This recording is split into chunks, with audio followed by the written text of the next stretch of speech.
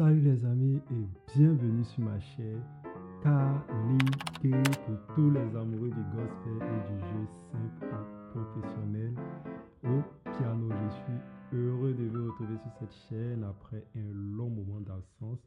Alors cette année, j'ai décidé de continuer l'aventure avec vous.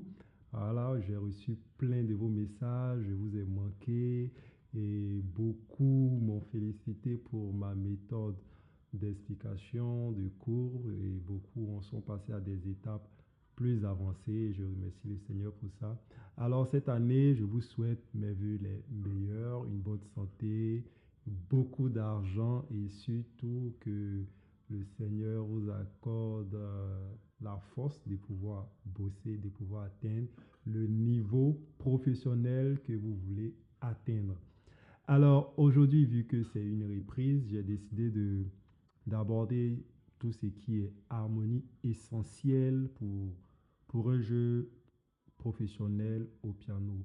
Voilà, comment obtenir une certaine qualité de jeu dans le gospel, dans l'adoration, les worship, comment ça fonctionne. Je vais parler de plusieurs harmonies. Voilà, et je vais brosser un peu pour les débutants, en parlant des gammes, des types d'accords, les intervalles, les substitutions, les harmonies gospel que j'ai développées dans mon livre. Voilà. Alors, nous allons commencer. Euh, Nous sommes dans la gamme de Do. Comme d'habitude, je prends la gamme de Do pour faciliter la compréhension à plusieurs personnes. Voilà. Une fois nous avons compris dans la gamme de Do, nous pouvons les transposer dans les autres gammes. Je le dis toujours, n'oubliez pas de le faire. Voilà. Si vous ne savez pas jouer dans toutes les gammes, écrivez-moi dans mon bouquin. J'explique comment tout cela fonctionne. Alors, nous sommes dans la gamme de Do qui fait ça. Voilà. D'abord, il faut savoir qu'au piano, pour réviser les notions de base, voilà. Au piano, nous avons plusieurs types d'harmonie, d'accords. D'abord, il faut savoir ce que c'est un intervalle pour les débutants parce qu'il faut connaître les thèmes. Voilà, au piano, les thèmes techniques. L'intervalle, c'est la distance entre deux ou plusieurs notes. Voilà. C'est-à-dire, mathématiquement parlant, quand on parle de la distance entre un point A et un point B, c'est ce que représente ici l'intervalle dans la musique au piano. Par exemple, quand je prends de Do à Do dièse, Do à Ré, on a un intervalle. Voilà. Et le plus petit intervalle que nous avons, c'est le demi-ton. Ici, on les quantifie en termes de ton et demi-ton. Voilà. Le ton et le demi-ton sont des distances. Voilà. Donc, le plus petit intervalle, comme je l'ai dit, c'est le demi-ton. Comment on le quantifie? C'est-à-dire quoi? De la distance en Do et Do dièse, par exemple, il y a un demi-ton. Pourquoi on dit un demi-ton? Parce que entre ces deux, il n'y a plus aucune note qui les sépare. Il n'y a pas une autre note qui vient après ça, en fait. Voilà. Donc, c'est-à-dire, il suit immédiatement la note. C'est pour ça qu'on parle d'intervalle. J'explique cela dans mon livre. Si vous êtes débutant, vous ne comprenez rien au piano, faites tout pour vous approprier ce livre-là. Ok. Donc, par exemple, quand je prends Do et Ré, par exemple, nous avons sauté le Do dièse. Donc, nous avons de Do à Do dièse qui fait un demi-ton, de Do dièse à Ré qui fait un demi-ton. Donc, logiquement ou mathématiquement parlant, demi plus demi, ça fait 1. Donc, de Do à Ré, ça fait un ton. Voilà, donc c'est comme ça on fait pour quantifier les tons. Pour ceux qui vont me demander, mais coach, comment on fait pour monter la gamme? C'est pas compliqué. D'abord, la gamme que vous devez connaître, c'est la gamme diatonique majeure qui est le mode ionien. Après, je vais développer les modes parce que dans le livre, je n'ai pas vraiment développé. Mais là n'est pas encore important. Il faut se contenter d'abord du mode ionien quand nous sommes débutants. Mais je vais expliquer tous les autres modes les semaines à venir. Euh, la gamme diatonique majeure fonctionne selon la règle. Voilà, il y a une règle qui est établie. Et cette règle dit quoi? La tonique qui représente la note fondamentale, c'est-à-dire par exemple si je joue en Do, c'est la tonique. Et il faut faire un ton. Il faut ajouter un ton à cela. Donc c'est-à-dire de Do, je vais venir à Ré parce que Pour comprendre plus facilement, jouez-vous les ignorants bien les bêtes. C'est-à-dire tout bêtement, lorsque vous sautez une note, ça fait un ton. C'est bon? Si vous comprenez comme ça sera facile à calculer pour les débutants.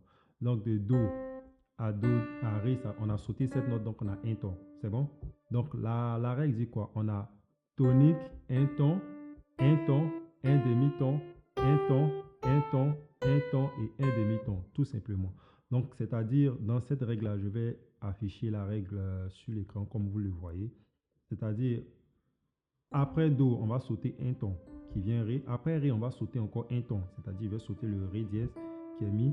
Après Mi, je vais faire un demi-ton. Un demi-ton pour dire je ne dois pas sauter de note. C'est-à-dire, voilà, la note qui suit immédiatement. Donc, après Mi, je fais le Fa.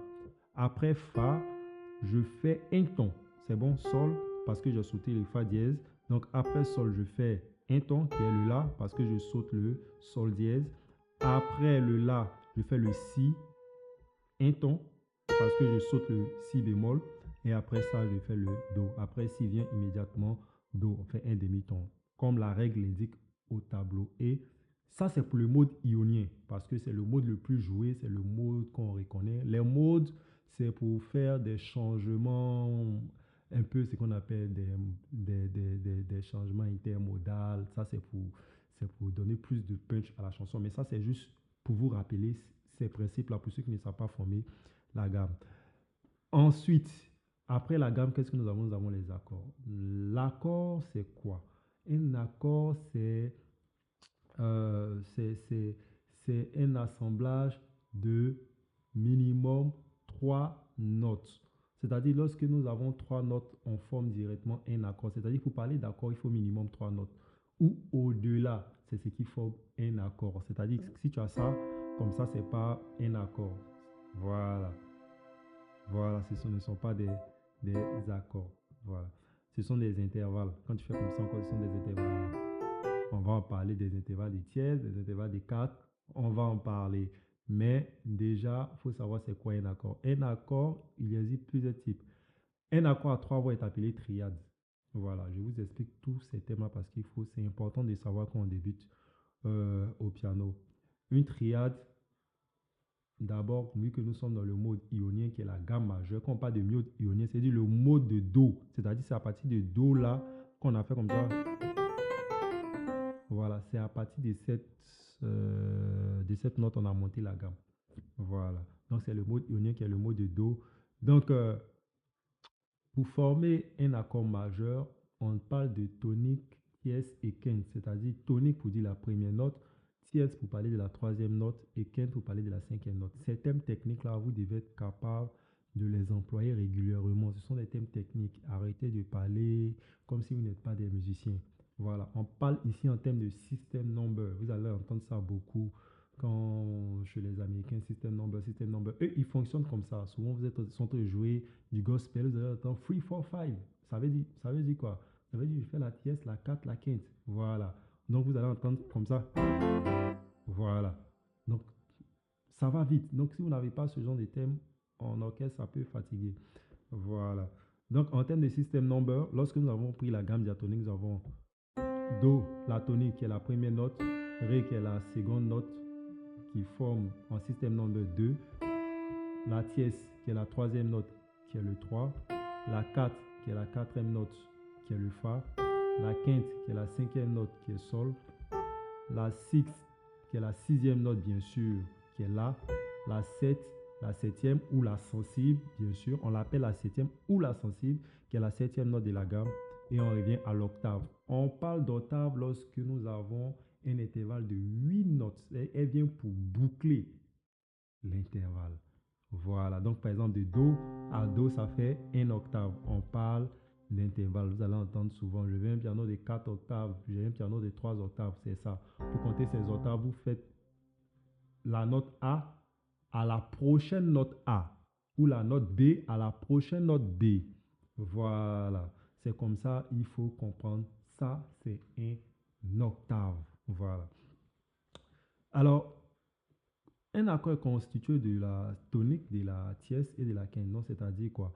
Quand, en fonction de l'intervalle que je vous affiche, de la gamme diatonique, nous allons faire tonique, nous avons Do, Ré, Mi, Fa, Sol, La, Si, Do. Donc, nous avons toutes les notes avec les systèmes number. Donc, Do, qui est la tonique, Mi, qui est la tierce, Sol, qui est la quinte. Donc, nous avons un accord. Les doigtés, ne vous inquiétez pas, vous prenez ça, le pouce, vous prenez ce doigt-là et vous prenez ce doigt-là. Donc, vous formez un accord. Voilà. Ça, c'est un accord majeur. Voilà. Donc, ainsi de suite. Vous prenez, il vous suffit pour former les autres accords dans la gamme. Voilà. Parce que il y a des notes, souvent vous allez voir en jouant en Do, mais on touche des notes, ce qu'on appelle des notes extérieures, qui sont des notes altérées à la gamme. On parle des notes altérées lorsque la note ne fait pas partie de la gamme. Voilà. Il faut que vous compreniez ces thèmes techniques-là parce que je vais les utiliser beaucoup dans les prochaines vidéos. Voilà, pour les débutants, notion de base essentielle. Voilà, donc par exemple, Do dièse ne fait pas partie de la gamme. Ré, voilà, tout cela sont des notes. Voilà, mais ce ne sont pas des notes qui font partie de la gamme. Ce sont des notes extérieures, donc des notes altérées. Voilà. Maintenant, d'autres me posent la question, coach, c'est quand on parle de dièse, c'est quand on parle de bémol. Voilà, on parle de dièse lorsque nous ajoutons un ton, un demi-ton ou un ton, ça dépend. On parle de dièse lorsque nous ajoutons un demi-ton pour être plus précis. On parle de bémol lorsque nous diminuons, nous abaissons la note d'un demi-ton. Donc, en français terre à terre, j'aime dire que le dièse, c'est lorsque nous avançons d'un demi-ton. Le bémol, c'est lorsque nous reculons d'un demi-ton. Tout clair. Donc, si je dis Do dièse, c'est-à-dire Do, je vais monter d'un demi-ton. Non, Do, c'est ce qui fait Do dièse. C'est bon? Mais si je dis, par exemple, Si bémol, c'est-à-dire la note qui est avant Si.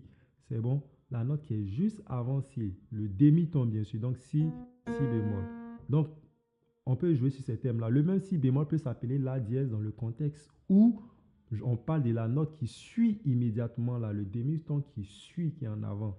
Donc, La dièse. C'est bon? Voilà, tous ces thèmes-là, j'explique pour ceux qui sont débutants. Voilà, c'est pas une vidéo pour rentrer. Non, non, non. C'est une vidéo introductive pour les prochaines vidéos. Alors, sachez que pour monter les gammes, il y a des doigtés et ces doigtés sont dans le livre. Je vais afficher ça tout à l'heure. Chaque doigté, il faut les respecter. C'est ce qui va vous permettre d'avoir un très bon jeu. Si vous n'avez pas les bons doigtés, c'est pas bon. Par exemple, lorsque nous prenons pour la gamme des Do, par exemple, quand nous faisons ça, Do, Ré, Mi, les trois premiers, le pouce. Ensuite, ce doigt. Après, vous allez voir qu'on pivote un peu le pouce pour venir et on reprend. C'est bon? Voilà. J'ai mis les doigtés de toutes les gammes dans mon livre. Voilà, pour ceux qui veulent s'en procurer. Vous êtes débutant, faites tout pour l'avoir. C'est une pépite. Ça a aidé tellement de personnes. Je vais faire sortir une version 2 pour le niveau intermédiaire. Et là, si vous n'avez pas le niveau, vous ne pourrez pas l'utiliser. Voilà. Donc, il faut savoir ça. Donc, à côté de ça, pour savoir accompagner, il faut aussi connaître ce qu'on appelle, on a vu les accords majeurs, les triades majeures, les accords mineurs, les triades mineures. On parle des triades mineures lorsque nous abaissons la tierce, vous voyez déjà, je commence à employer les thèmes, d'un demi-ton. Pour être plus clair, d'abord, une différence entre les majeurs et les mineurs. Je sais que quelqu'un veut me poser cette question. Les notes majeures sont des notes qui sont vivantes. Voilà.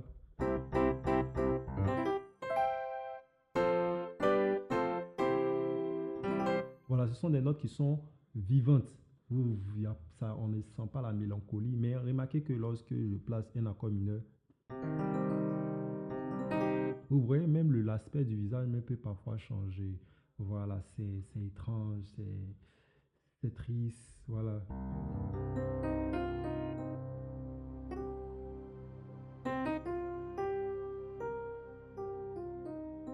Voilà, donc ce sont des notes qui sonnent un peu tristes, c'est pour ça qu'on les appelle des mineurs. Mais pour former un accord mineur, on abaisse la tierce d'un demi-ton, c'est-à-dire quoi? Nous avons déjà formé un accord majeur qui fait. C'est bon? Alors, pour former un accord mineur, je vais abaisser la troisième note d'un demi-ton. Donc, je vais faire un bémol de la tierce. Donc, c'est-à-dire ça. Vous voyez? De ça, je passe à ça. ça devient immédiatement un accord mineur. C'est bon? Et dans le livre, j'explique clairement dans une gamme diatonique majeure quels sont les accords qui doivent être mineurs. Parce que oui, dans la gamme diatonique, tous les accords qu'on va utiliser pour la gamme ne sont pas majeurs. Il y a des accords mineurs du fait qu'il ne faut pas toucher les notes altérées de la gamme. C'est bon? Par exemple, si je joue en Do et puis je vais faire Ré majeur. Vous voyez, normalement, Ré cette note-là ne fait pas partie de la gamme de Do, le Fa dièse. C'est bon?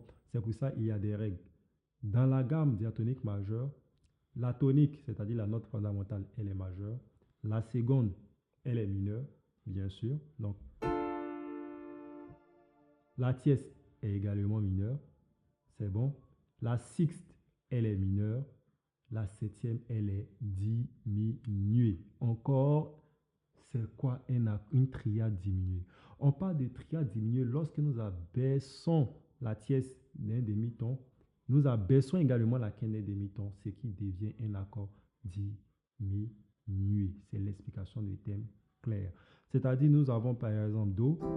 Do diminué, je vais abaisser la tierce. Non seulement j'abaisse la tierce, on a dit pour former un accord mineur, on abaisse la tierce d'un demi-ton, mais non seulement je vais abaisser également la quinte. Donc, ça.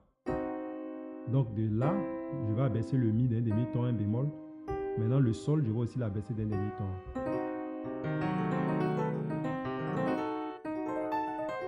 Voilà. Tout ça, ce sont des types d'harmonie. Donc, nous venons de voir les accords majeurs, les accords mineurs, les triades diminuées. Donc, triade pour parler de trois voix. Donc, les accords à trois voix majeures, mineures et diminuées. Nous allons voir toutes ces harmonies sont utilisées pour jouer des chansons. Donc, si vous n'avez pas ces harmonies-là, vous ne pourrez vraiment pas avoir, vous ne saurez vraiment pas accompagner de manière correcte. Voilà. À côté de ça, nous avons ce qu'on appelle les accords suspendus. C'est quoi un accord suspendu? On parle d'accords suspendus comme le nom l'indique. On suspend une note. Suspendre une note, c'est quoi?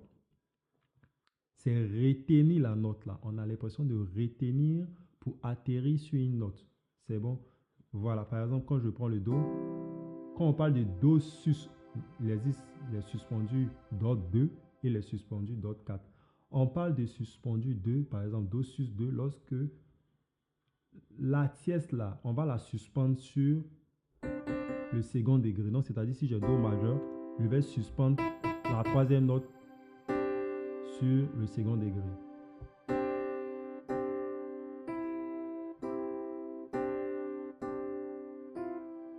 À quoi ça sert? On va me demander. On utilise les notes suspendues non seulement pour la plupart du temps qu'on les utilise, c'est lorsque nous durons, par exemple, nous sommes sur une chanson où la note fondamentale fait plus de 4 temps. On peut la diviser en deux en utilisant des suspendus. Donc la note suspendue, c'est à atterrir sur la note d'origine. Donc si je fais Do sus 2, c'est pour venir sur Do. C'est bon. Si je fais aussi Do sus 4, c'est pour venir sur Do. La règle, elle est simple. Donc si je fais comme...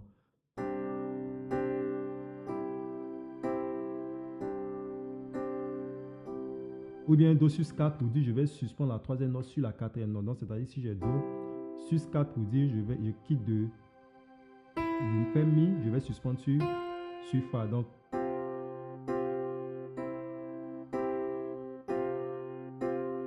Donc, on utilise ça pour faire des jeux, c'est-à-dire quoi? Au lieu de rester statique sur la même note, quand on fait comme ça, je reconnais que tu peux. C'est bon? Je peux faire. Je reconnais. Oui, ou bien ça. Je reconnais. Donc, ça nous permet d'alterner, c'est-à-dire de faire des jeux sur le même accord. Donc, si je fais Do sus 2, c'est pour venir sur Do. Si je fais Do sus 4, pour venir sur Do.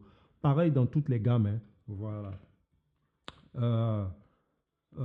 Quel type d'harmonie encore nous pouvons avoir? Bon, pour les diminués, je sais que vous voulez me poser la question à quoi ça sert. La plupart du temps, les diminués sont utilisés pour aussi, première fonction, atterrir sur la même note. Par exemple, si je fais ça. Donc, première fonction d'un accord diminué, c'est de revenir sur la note. Ce sont des accords qui doivent être résolus, pareil comme les suspendus. Le suspendu doit être résolu, l'accord diminué doit être résolu soit sur un accord mineur, soit sur un accord majeur. Mais la plupart du temps, Quand on utilise les diminués, par exemple, si je fais ça, donc, donc, donc les accords diminués, la plupart du temps, servent à résoudre sur des accords de type mineur. Mais quand on va avancer, on va voir qu'on peut faire encore des merveilles avec. Mais déjà, quand vous êtes débutant, vous pouvez faire ça. Voilà. De la même manière que j'utilisais les accords suspendus, vous pouvez faire ça. Reconnais, je reconnais. Pour quelqu'un qui est plus professionnel, voilà, donc ça dépend. Pour savoir accompagner aussi, il faut maîtriser les arpèges. Les arpèges, ce sont des décompositions de notes. Voilà. Utilisez beaucoup dans le worship. Quand on parle d'arpège, on parle de décomposition des notes. Par exemple, quand je fais ça.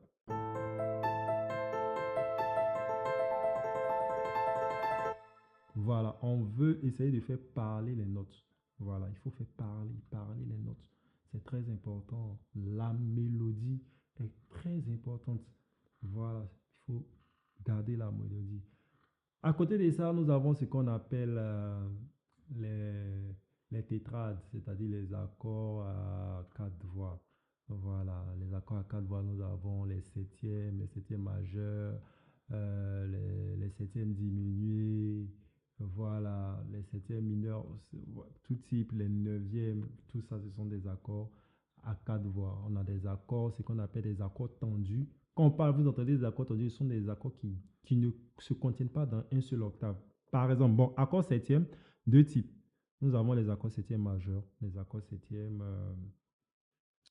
dominantes. Les dominantes 7 qu'on appelle les dominantes 7. Donc, un accord majeur 7, par exemple, c'est-à-dire quoi? En plus de la triade, on va ajouter la septième note qui est sensible. Donc, Do, Mi, Sol, Si, qui est la septième note. Donc, septième dominante. Pourquoi on parle de septième dominante? C'est-à-dire, on va utiliser la septième note de sa dominante. Au piano, quand vous entendez dominante, on parle de la quinte, s'il vous plaît. Quand on parle de la note dominante, ce n'est pas Do. Non, dominante, vous parlez de sa cinquième note. Donc, septième de dominante, vous dit, on parle de la septième note. La septième note mineure. Voilà, parce que je vous ai dit, il y a deux types. Septième majeur, septième mineur. Il faut connaître tous ces thèmes-là. Donc, septième majeur. Pourquoi parle-t-on de septième majeur? On parle de septième majeur parce que septième majeur fait partie de la gamme diatonique. Quand on a fait Do, Ré, Mi, Fa, Sol, La, Si, la septième fait partie de la gamme. Mais septième mineur, c'est-à-dire la septième majeure, on va abaisser d'un demi-ton pour tomber sur mineur. Donc, Do, 7. Donc, septième de dominante, Do, 7 qui est là. Do majeur 7 qui est là. Non, ne pas confondre. Do majeur 7, Do, 7. C'est bon? C'est bon? Voilà, voilà. Pourquoi on parle des septièmes de dominante maintenant? Parce que quand on fait la septième de dominante, c'est pourquoi? C'est pour atterrir sur... Je vous ai dit le septième de dominante pour dire que immédiatement, la dominante, c'est la quinte. Donc, si je fais Do 7, ça veut dire que Do est la quinte maintenant. Donc, je vais chercher, elle est la quinte de quelle gamme? Donc, si je fais Do 7, c'est pour venir sur Fa. Donc, vous allez voir souvent en accord des passages. Donc, je fais Do 7 pour venir sur Fa parce que j'ai utilisé le principe du fait que septième de dominante, Do devient immédiatement la quinte pour que je puisse passer sur Fa. Ce qui va faire intervenir ce qu'on appelle le cycle de 4 et le cycle de quinte. C'est très important ces thèmes-là. Je parle un peu rapidement pour vous donner une notion globale que vous devez savoir avant de jouer au piano. Ce que vous devez savoir pour savoir accompagner. C'est très, très, très important ces notions-là que je développe dans le livre. Voilà. Plusieurs se sont accaparés ce livre, comme vous le voyez, avec des vidéos explicatives.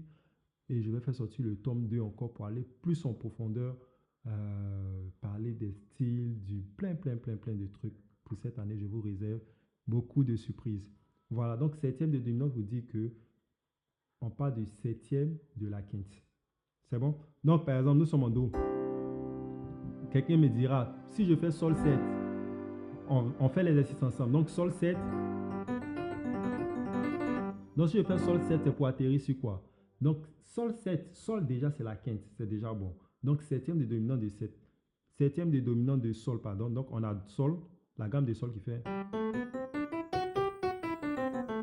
Donc, sa septième de dominante qui est fa. Nous sommes clairs, sa septième mineure. Voilà. La septième majeure de sol, c'est fa dièse. Donc, septième mineur qui est fa. Donc, septième de dominante de do qui est sol. J'espère qu'on se fait comprendre. Septième de dominante pour dire, on parle du septième de la quinte. Donc, quand vous dites do 7, là, mettez dans votre tête que do devient immédiatement la quinte de quelque chose. C'est que tu veux l'utiliser en accord de passage pour passer à un autre accord. C'est aussi un peu le principe des modes. C'est un peu ça. C'est un peu le même principe des modes. Voilà. C'est comme ça on fait des changements. C'est aussi des modes. Voilà. Les accords septièmes se comportent un peu comme les cycles de quinte ou de quarte. On va voir ça après. Voilà.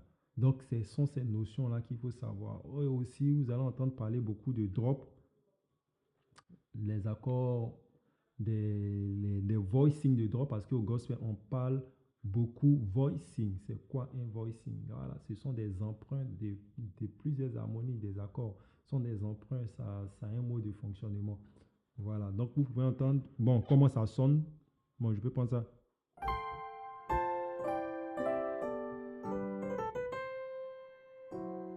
Donc,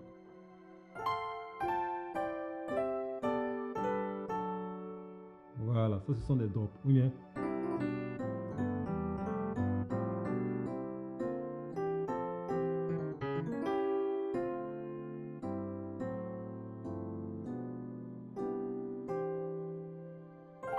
Voilà, ce sont des voicings, des drops.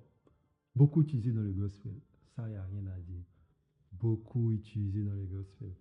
On a aussi des accords altérés. Voilà, pour dire qu'on altère l'accord pour pouvoir obtenir une certaine sonorité. C'est-à-dire, on modifie la constitution d'un accord. Voilà, vous allez entendre aussi les tritons. Je vais en parler pour les prochaines vidéos. Mais sur ce, je voulais expliquer plusieurs thèmes pour les débutants. Pour l'exercice de doigts, il y en a assez dans le livre.